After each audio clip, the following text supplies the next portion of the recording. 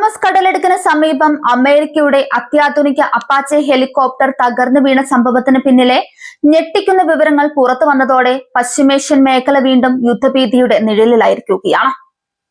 അന്താരാഷ്ട്ര മാധ്യമമായ the Wall Street journal പുറത്തുവിട്ട പുതിയ അന്വേഷണ റിപ്പോർട്ടിലാണ് ലോകത്തെ ഏറ്റവും തന്ത്രപ്രധാനമായ ഈ കടൽപാതയിൽ അമേരിക്കയും ഇറാനും തമ്മിൽ നടന്ന അതീവ രഹസ്യവും നാടകീയവുമായ സൈനിക ഏറ്റുമുട്ടലിന്റെ വിശദാംശങ്ങൾ വ്യക്തമാക്കുന്നത്.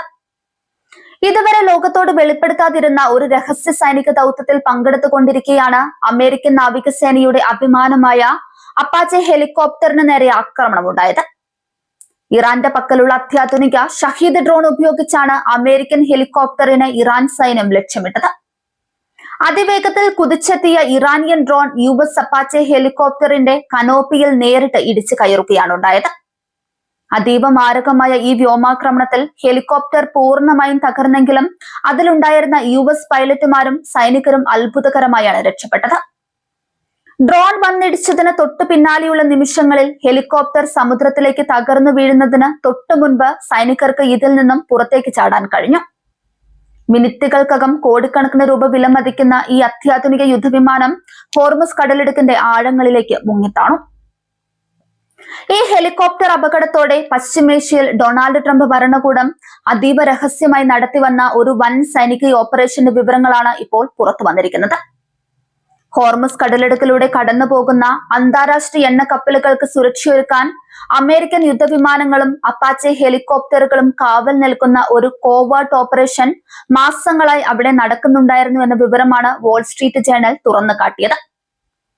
ഇറാനുമായി നയതന്ത്ര തലത്തിൽ ചർച്ചകൾ നടക്കുന്നു എന്ന് അവകാശപ്പെടുമ്പോഴും പ്രകോപനപരമായ അന്തരീക്ഷം നിലനിൽക്കുന്നതിനാൽ തങ്ങളുടെയും സഖ്യകക്ഷികളുടെയും എണ്ണ കപ്പലുകളെ സംരക്ഷിക്കാൻ ട്രംപ് ഭരണകൂടം സൈന്യത്തിന് പ്രത്യേക നിർദ്ദേശം നൽകിയിരുന്നു.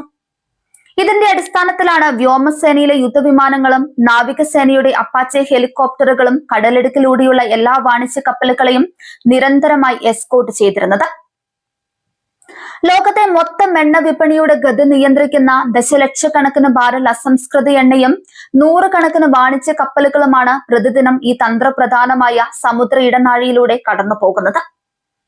ആഗോള വിപണിയിൽ എണ്ണവില കുതിച്ചുയരാതിരിക്കാനും വിതരണ ശൃംഖല തടസ്സപ്പെടാതിരിക്കാനും ഈ രഹസ്യ US ദൗത്യം വലിയ തോതിൽ സഹായിച്ചിരുന്നുവെന്നാണ് റിപ്പോർട്ടുകൾ പറയുന്നത്.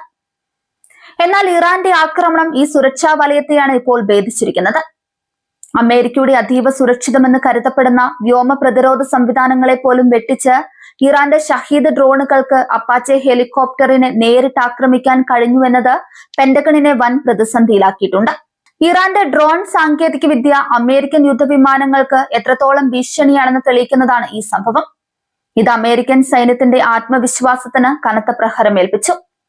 നയതന്ത്ര ചർച്ചകൾ ഒരു വശത്ത് പുരോഗമിക്കുമ്പോഴും അമേരിക്കയെ തങ്ങളുടെ അതിർത്തിക്കടുത്ത് ഒരു രഹസ്യ സൈനിക ഓപ്പറേഷൻ നടത്താൻ അനുവദിക്കില്ലെന്ന കടുത്ത നിലപാടിലാണ് ഇറാൻ.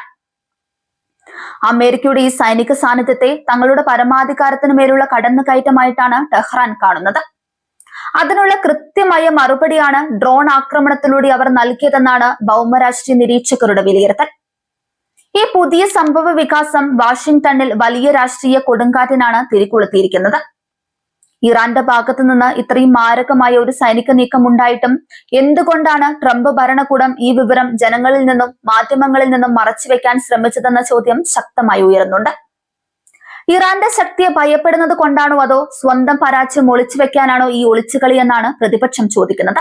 ഹോർമുസ് കടലിടുക്കിലെ പുതിയ സംഭവ വികാസങ്ങൾ അന്താരാഷ്ട്ര എണ്ണ വിപണിയിലും കടുത്ത ആശങ്കയുണ്ടാക്കുന്നുണ്ട്. US സുരക്ഷാ കപ്പലുകൾക്ക് നേരെ ആക്രമണം ഉണ്ടാകാൻ തുടങ്ങിയതോടെ വരും ദിവസങ്ങളിൽ ഈ മേഖലയിലൂടെയുള്ള കപ്പൽ ഗതാഗതം കൂടുതൽ അപകടകരമാകും.